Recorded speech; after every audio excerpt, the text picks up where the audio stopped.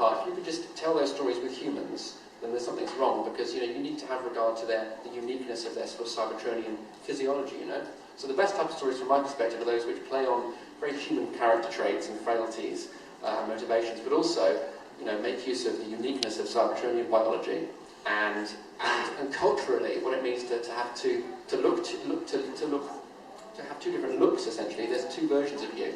And so we get the triple M, we get this sort of apartheid versus constructed cold versus forged. We've got the idea of voluntarily having your transformation cog removed because somehow you object to there being a secondary form, and all this sort of socio-political, cultural stuff is hopefully seeded in the comic without being too heavy-handed. And in that vein, I was really taken with the idea of there being a very sort of zealous subgroup of Decepticons that would either voluntarily or in the case of Fulcrum, against his wishes, be re-engineered into bombs. Because if you're fighting a war and there's scope to have a secondary mode, then why not turn it into a bomb? If you're that committed to the cause. And I don't think it really came across, again, probably because of space in the issue itself. But I was conscious when writing it. What's the difference between a regular bomb and someone that turns into a bomb? Well, the difference is that in terms of targeting, and you can control yourself. And that's why we have the names on the warheads. Because that's the person you're after, as we saw in issue 16 at the beginning with Magnus. Can you talk a little about what ingredients you were looking for in terms of the development of the cast, and then to hear specifically also about Rung? Okay.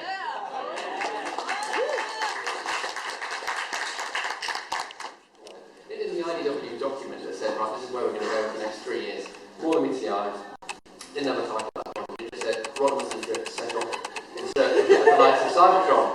I think, great, well, okay. Let's add a few more people to that. That was really exciting for me coming in early and being able to just do what I wanted with it, within reason. And actually, part of doing what I wanted with it, within reason, was sitting down and thinking, well, who do I want to populate this ship with? Which characters do I want? And people who didn't make it, I pretty much got my way. I was fortunate enough to get who I wanted. I couldn't get Wheeljack. I wanted Wheeljack on, and Brainstorm, I know, one day. Brainstorm was a sort of Wheeljack replacement. Don't tell him that. No. I'm not saying they have the same characters, but I needed somebody that was a bit of a engineer and could have a workshop and knock things up in there. Tailgate was going to be Powerglide originally. Oh God, I'm so glad you changed that. Well, I'm glad I changed it too. The character would have been written differently if it was Powerglide. And I've only got myself to blame. The reason why Powerglide didn't happen is because when I was working with Mike on the Chaos, plotting Chaos, Mike emailed me once and said, I need some Autobots that can fly to attack Chemio. And, Chemio was under Cyclone, under Decepticon control. And so I sent up a list, and Powerglide just put Powerglide on it. And of course, the whole tailgate thing, that character can't work unless they've been out the picture for 6 million years. So I realised too late that Powerglide was off the table. But thankfully, I think it was all for the best because I much prefer the look of Tailgate, his sort of diminutive physique and so on, his little ballerina legs. It lends itself much better to the type of person he is. So Powerglide became Tailgate. Ratchet, there's some bargaining over Ratchet, but I got him in the end. Couldn't get Blue Streak because Andrew Griffith, who's around the corner, is a big fan of Blue Streak, and John said, "Oh, can I have Blue Streak for Cybertron, please?" So, but in a way, it's not quite as neat as this, but in a way, Swerve became the de facto Blue Streak in terms of shoot his mouth and stuff. But again, like Tailgate and Powerglide, Swerve grew into his own character because of the design and so on, and that was Nick's design. To give you an idea of Swerve, where Swerve stood originally in the pecking order, he isn't on the cover to issue 1. Nick's Justice League International homage. He's not there because he was like a second-tier character, and then he rapidly sort of asserted himself as being front and centre. He's spun to right. And Brainstorm isn't on the front cover either. But again, Brainstorm, and you'll see in the coming months actually through this Dark Cybertron, Brainstorm has more of a thing to do, more of a role. What else we've got? Rodimus, Drift, Magnus. Rodimus and Magnus and Drift actually, the sort of three at the top, that Rossum's Trinity. They don't really mix with the rest of the crew very much, and that was a deliberate thing as well. That was sort of all the hard decisions and all the sort of arguments and the strategic stuff largely happens off screen, and a lot of that I think is with Rodimus and Magnus in his quarters and so on. So Drift was there, and you know I don't have strong feelings about Drift either way really. I didn't at the time, but I did with a lot of the characters, even the named ones, characters people were familiar with. I wanted to put a bit of a different spin on them without. Obviously without being disrespectful to where it gone before and betraying sort of part of the character. So Drift became, and with Drift actually I could link it to his near-death experience at the end of Chaos, you know. So Drift became sort of new agey type spiritualist, sort of flaky, unremittingly, unobnoxiously positive character. And actually that aspect of his personality, we toned that down. I don't know if it's conscious or not, but I think stories and plots overtook really that side of his character. It's very strong in the early issues, and in the early issues you can play up aspects of their personality so readers can get what this guy's about early on. So yeah, that side of Drift, it's consistent, but it's particularly strong in the early issues. And yeah, it seems to me that people warmed to him. I think because, you know, like every single character on board, he's flawed, he's got his weak spots, and just like the rest of us really. So yeah. In the early drafts. Skids was going to be there from the beginning because he's one of the few, because I love Skids, I love the look of him. And there's the Skids back over there. Yeah, Cyclonus. Yeah, now Cyclonus was going to be Blitzwing originally. Why was he going to be Blitzwing? I think he was going to be Blitzwing actually because that was the first Transformer I had. See, it's just a fanboy wish list. But someone, what happened? I think it was. I can't remember why it didn't happen, but I prefer Cyclonus. I'm very happy with the little family we've got now on the Lost Light. Yeah, so we needed. I was wondering early on whether we were going to have one Decepticon, or in Cyclonus' case, not a Decepticon, but you know what I mean. Was it just going to be Autobots on board the Lost Light, or was it going to be a 50-50 thing? And at this stage of proceedings, I felt it was better, more interesting to have the balance we've got now. And Cyclonus' story really, I mean, it's been threaded a little bit through what's gone before, but remaining enlightened, as you'll see in 19, issue 19, 20, 21, Cyclonus comes to the fore as well. Well, oh yeah, well, okay, right, yes. Crazy copter. Well, that's nut job. Yeah. I'm coming to understand that may be a dangerous phrase to use, but yeah, and Whirl's turned out to be a really valuable character because he's volatile and he says what he thinks, and he doesn't mind offending people, and he's horrible really. I mean, think what he did.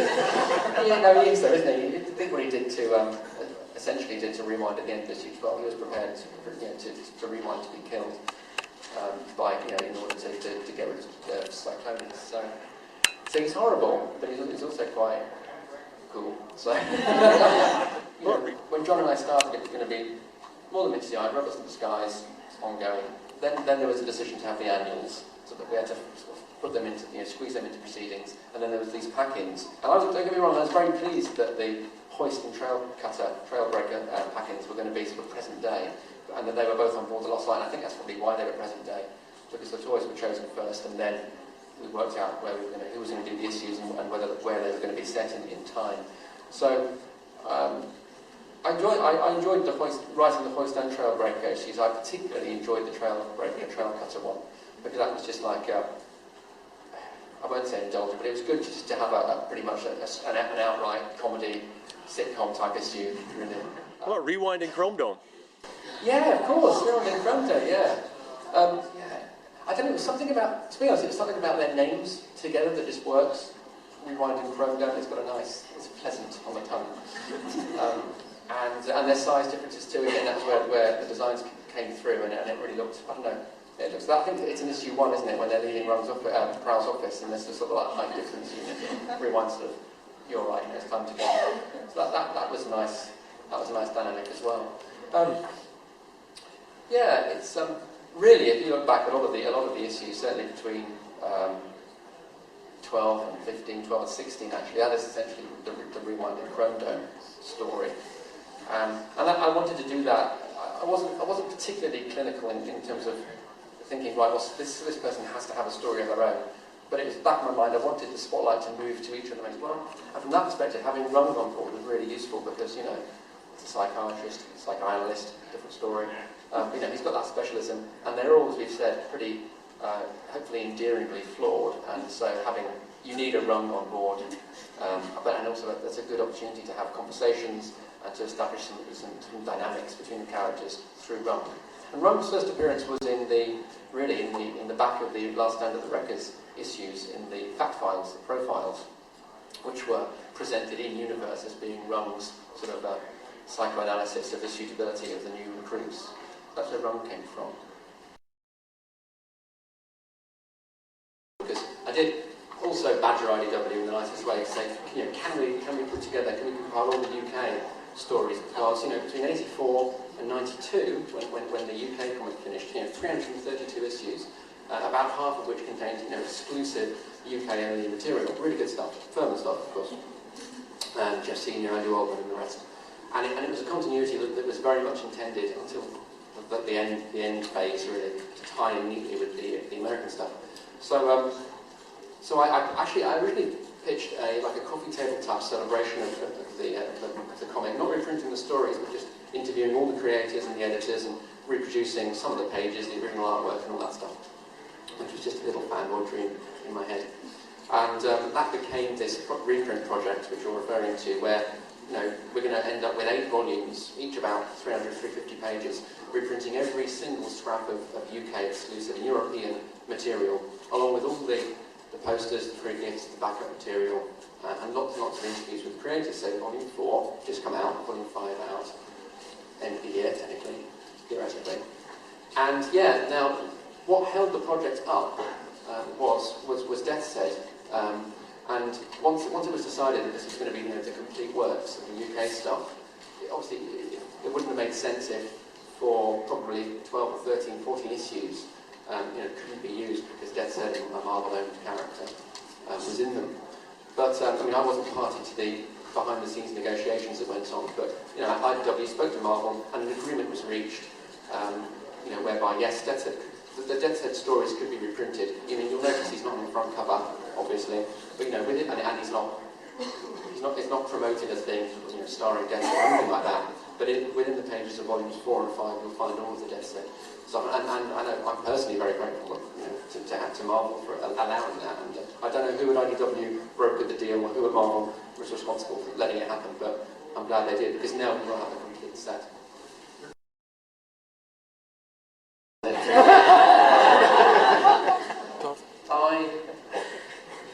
Where do I start? Okay, I don't have an issue with it, if that's not too bland a statement. I tell you what, my thing is this, really. I need to work out for myself what makes female Transformers different from male Transformers, basically. Apart from, I mean, even going into the design is a minefield. Well, we have Striker, so it's like that doesn't make any difference. Yeah, well, exactly. You know, it's not so much in recent times, but you know, in the past, there's been a sort of a generic female archetype in terms of design cues and stuff like that. And I guess that can make that.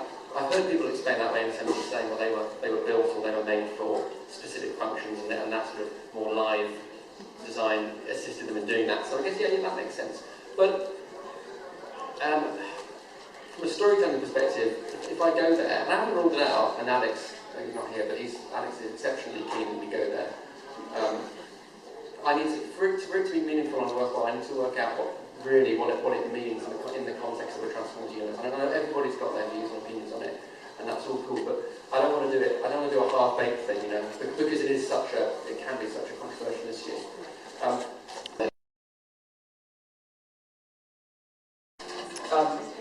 So my first involvement with IDW and Transformers came about because of my good friend Nick Roach.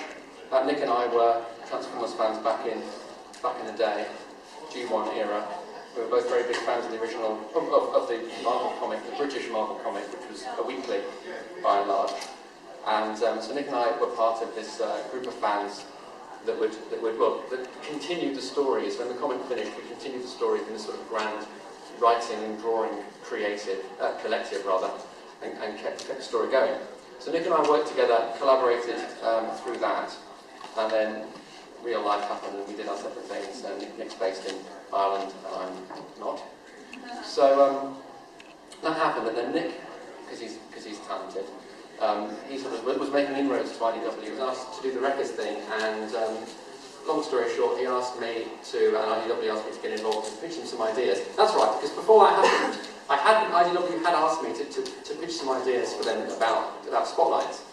And so, so I sent thousands and thousands of amazing ideas, I thought, at the time, to them, and I didn't hear anything back, and it was like this tough love thing, just silence, a wall of silence. I'd go downstairs to the study every day just to see if there's anything, check the emails, I know, and there was nothing.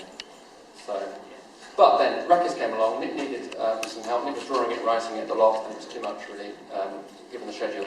So I was brought in there, and we did that together, and the rest is history. John and I were brought on board.